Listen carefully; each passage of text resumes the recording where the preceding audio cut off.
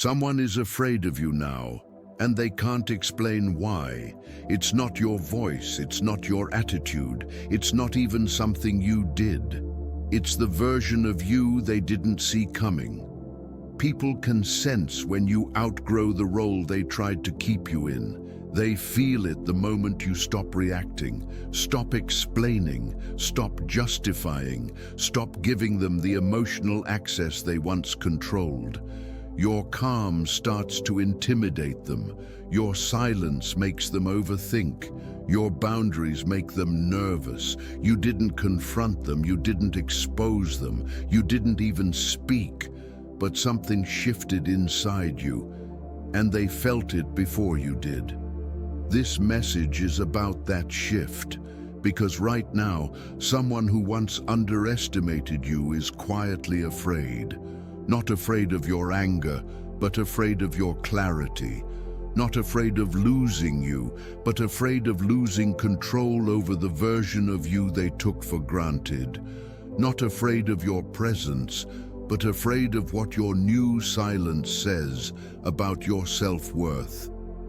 In this video, we're going to break down why someone is suddenly uncomfortable, distant, or strangely reactive around you, and why that fear is the clearest sign that you're stepping into a stronger, calmer, more powerful chapter of your life. Stay with me, because what you're about to discover will change how you see yourself, your relationships, and your future. People don't fear your strength. They fear your shift. The shift they felt before you did. Someone is afraid of you now, and they don't fully understand why. Not because you changed into someone loud, not because you became aggressive or confrontational, not because you demanded attention or made a scene, but because something inside you settled. There was a time when your energy was readable, predictable, accessible. People knew how to reach you emotionally. They knew which words would pull a reaction, which tones would make you explain yourself, which silences would make you uncomfortable enough to chase clarity. And without realizing it, they grew used to that access.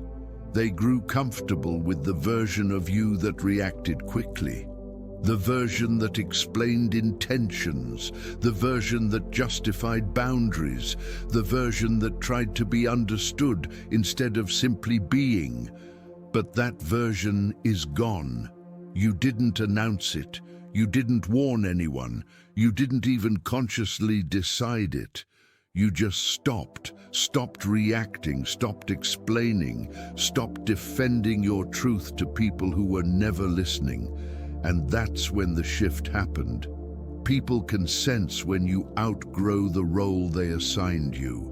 They feel it when your emotional responses no longer arrive on schedule, when your silence lasts longer than expected, when your calm replaces what used to be urgency. Your stillness unsettles them, not because silence is threatening, but because it removes their reference point. Your calm now carries weight. Your pauses feel intentional.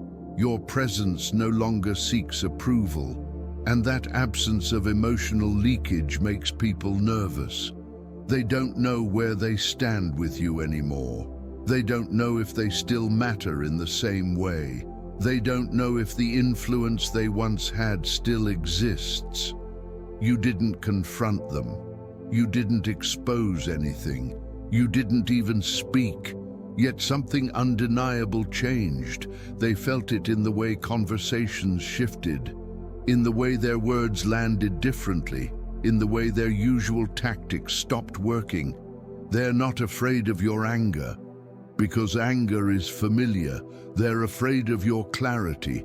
Clarity doesn't argue. Clarity doesn't chase. Clarity doesn't explain itself to those committed to misunderstanding it. Clarity simply stands, and that is terrifying to people who relied on your confusion to feel secure. They're not afraid of losing you as a person. They're afraid of losing control over the version of you they once understood, the version that needed reassurance, the version that overgave, the version that stayed longer than they should have. That version gave them certainty. This version gives them none, and uncertainty is where fear lives. This chapter marks the moment you stepped into a different internal posture, not defensive, not reactive, not eager to be seen, but grounded. A moment where your energy no longer leaks outward, where your self-worth stops negotiating, where your silence begins to speak louder than explanation ever could. That is the shift they felt before you fully realized it yourself. And everything that follows is a consequence of that moment. Why silence removes their power. The moment you stopped explaining yourself, something fundamental shifted, not outwardly, not in words, but in the balance of power. For a long time, your explanations were interpreted as honesty, as openness, as emotional maturity. But in the wrong hands, explanations become leverage. Every time you justified your feelings, they learned where you were vulnerable. Every time you defended your decisions, they mapped your values. Every time you reacted emotionally, they identified the pressure points. You believed you were communicating, but slowly, without intending to, you were giving them access. Access to your inner world, access to your emotional rhythm, access to your triggers, fears, and hopes. That access became power, because once someone knows how you respond, they can predict you. And once they can predict you, they can influence you. This is why silence changed everything. When you stopped explaining, you removed the data they depended on. When you stopped reacting, you shut down the feedback loop. When you stopped justifying, you took away the emotional handles they used to pull you back into old dynamics. Your silence wasn't passive, it was decisive. Most people are not afraid of losing someone. They are afraid of losing the version of that person they could control, and the version of you that explained everything was controllable, not because you were weak, but because you were accessible. When that access disappeared, so did their certainty. They no longer knew which words would provoke a response. They no longer knew how to pull reassurance out of you. They no longer knew how to guide the conversation toward familiar ground. You didn't need to announce the change. Silence announced it for you. And that silence felt like power. Not because it was aggressive, but because it was unavailable. Unavailable to manipulation, unavailable to guilt, unavailable to emotional extraction. You didn't take their power, you simply stopped supplying it.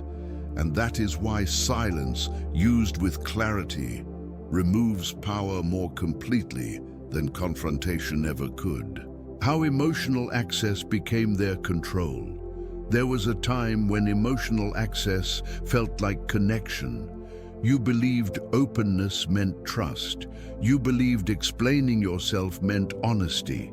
You believed being emotionally available meant strength.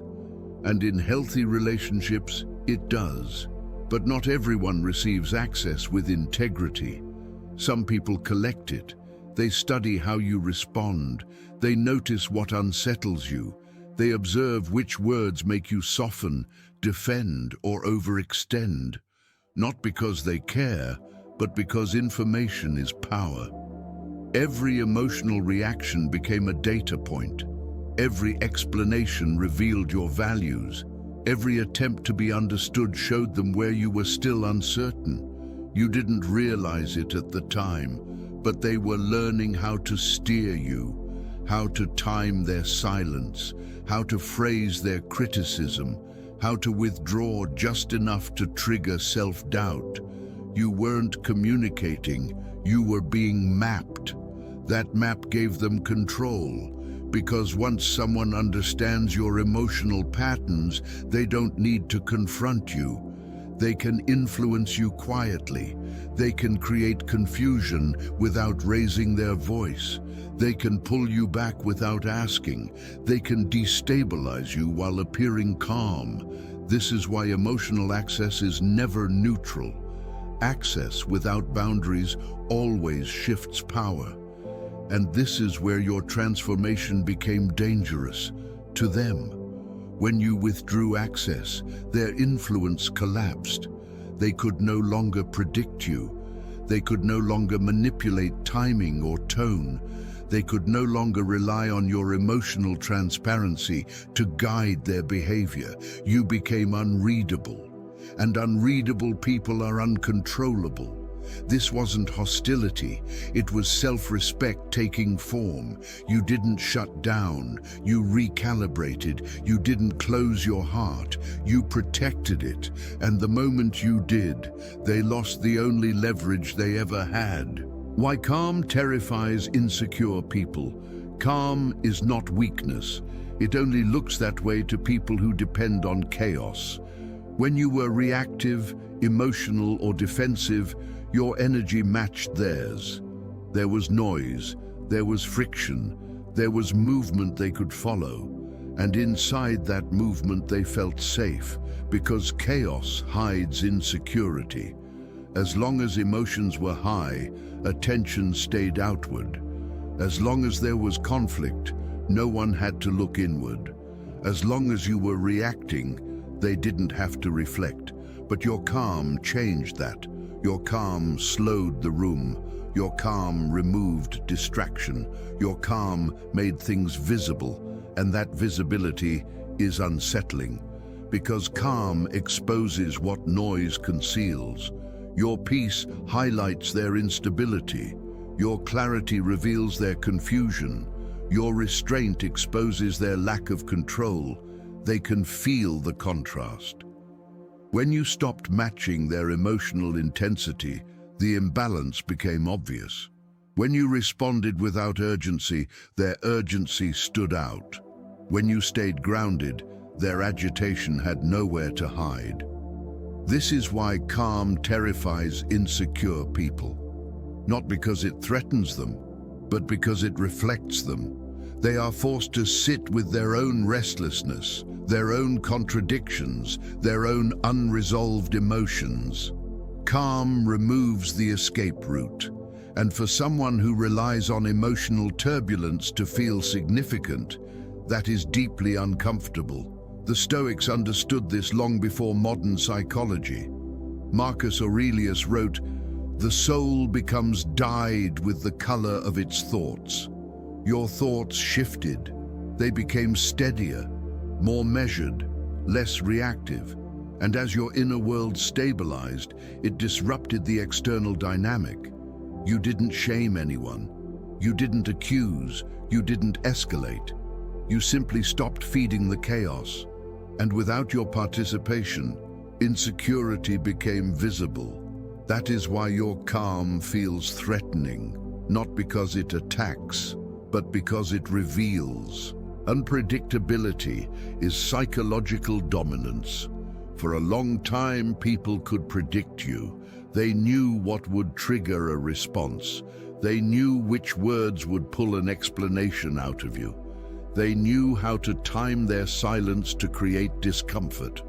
That predictability made them feel secure, because when someone knows how you will react, they believe they understand you. And when they believe they understand you, they believe they can manage you. But something changed. You stopped reacting on cue. You stopped responding immediately. You stopped narrating your inner world. And suddenly, they lost their reference point. They don't know what you're thinking now. They don't know what you've realized. They don't know how much you've seen. That uncertainty unsettles them. People feel powerful when they can decode your behavior. They feel confident when they can predict your emotions. They feel in control when they know what comes next. When that predictability disappears, so does their confidence. Your silence creates a psychological fog they can't navigate. Your restraint disrupts their expectations. Your measured responses remove their leverage. This is not manipulation, this is sovereignty. Unpredictability, when grounded in discipline, becomes psychological dominance. Not dominance over others, but dominance over yourself. Because when you are no longer predictable, you cannot be provoked. When you cannot be provoked, you cannot be controlled, and that shift in power is felt immediately, even if nothing is said. Independence destroys false importance. There is a moment when people realize you no longer need them, not emotionally, not mentally, not for validation or direction. And when that realization hits, it changes everything. For a long time, they believed their presence mattered more than it did. They assumed their opinions shaped your choices. They thought their approval influenced your self-worth, not because they were cruel, but because you once allowed it. Dependence created importance. When you looked to them for reassurance, they felt relevant. When you sought their validation, they felt powerful. When your confidence leaned on their reactions, they felt necessary. But independence removes that illusion. Now you make decisions without asking. You find peace without permission. You grow without their involvement, and nothing unsettles an insecure person more than realizing they are no longer essential. Because their influence was never rooted in connection, it was rooted in dependence. Your independence didn't reject them, it exposed the truth. It revealed that their importance was borrowed, not earned. And once you learned to stand on your own, the dynamic shifted permanently. They didn't lose you, they lost the version of you that needed them. And that loss feels like fear. Seeing through masks without confrontation. There comes a point where you stop needing proof. You don't need confessions. You don't need explanations. You don't need closure delivered in words. You simply see. Your perception sharpened quietly. Not through suspicion, but through experience. Not through paranoia, but through pattern recognition. You noticed inconsistencies between words and actions. You felt the tension behind polite smiles. You sensed the insecurity beneath confidence, and you didn't react, because reacting would have given them something to push against. Confrontation invites performance. Silence invites truth. When you stopped calling things out, people revealed themselves anyway. Their tone shifted, their behavior adjusted, their discomfort became visible. They realized you were no longer confused. You weren't accusing, you weren't attacking, you weren't negotiating reality. You were simply observing with clarity. And observation without reaction is deeply unsettling. Because when someone knows you see them clearly, their masks lose function. They don't know how much you've noticed. They don't know what conclusions you've reached. They don't know what you'll tolerate going forward. That uncertainty strips their confidence. You didn't need to expose them. Your awareness did that on its own. And the moment you withdrew emotional access, their influence dissolved.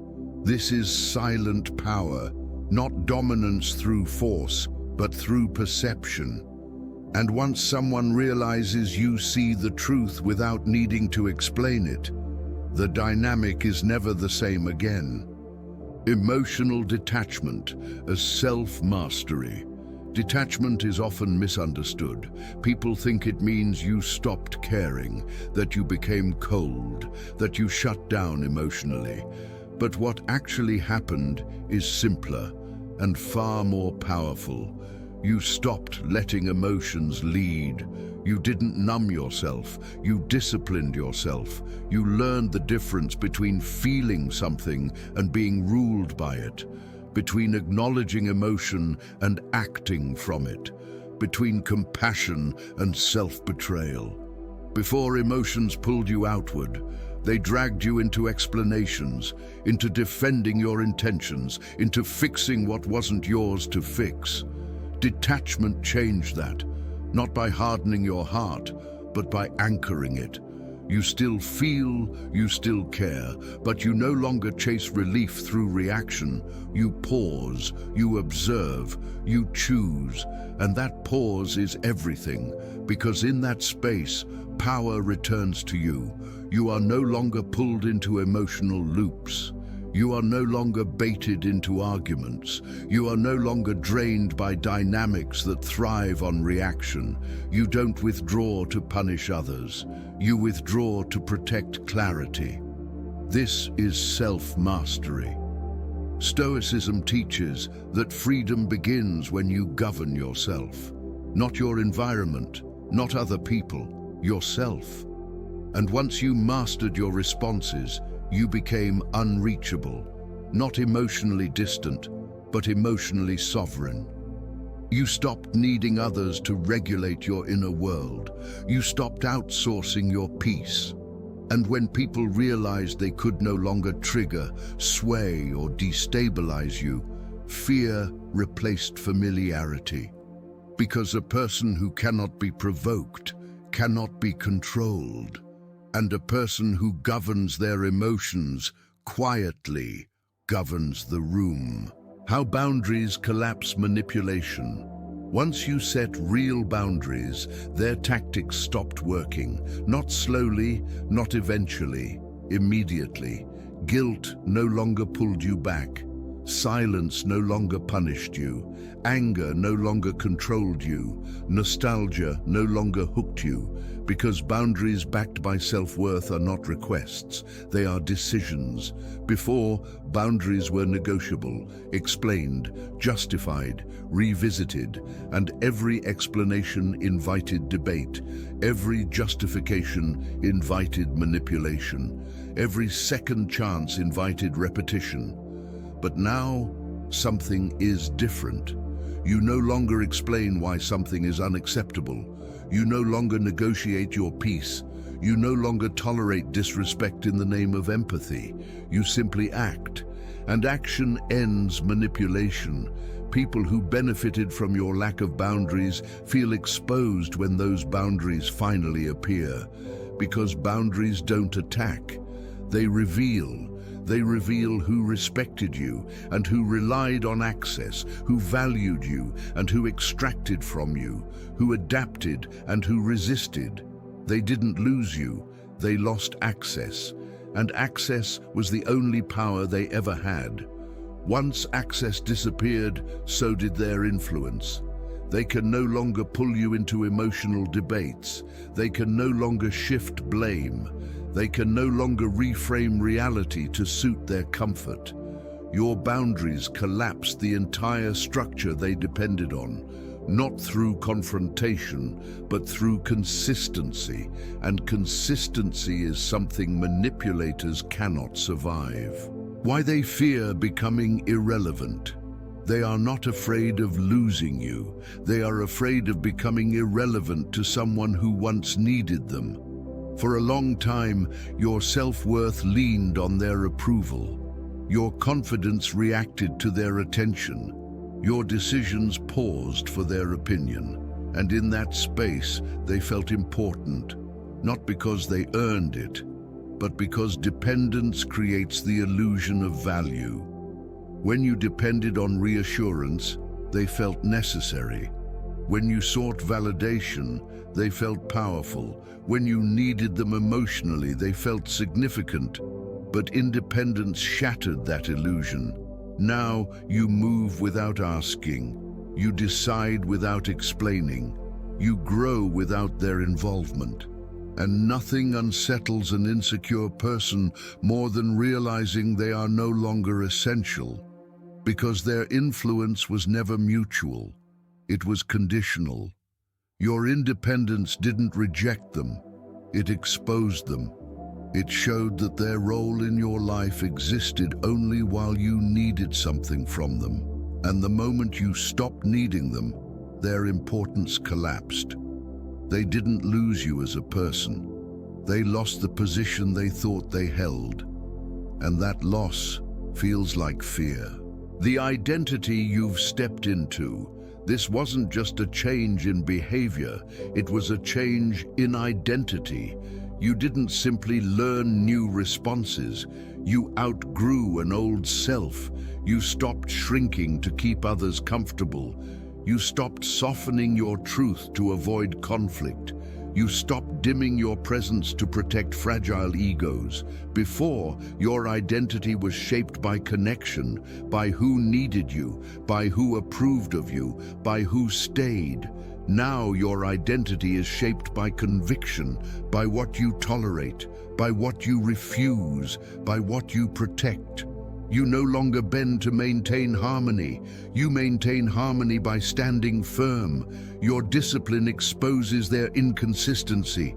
Your self-worth highlights their dependence. Your calm reveals their chaos. This is why rooms feel different when you enter now. Your presence is heavier, not loud, but grounded.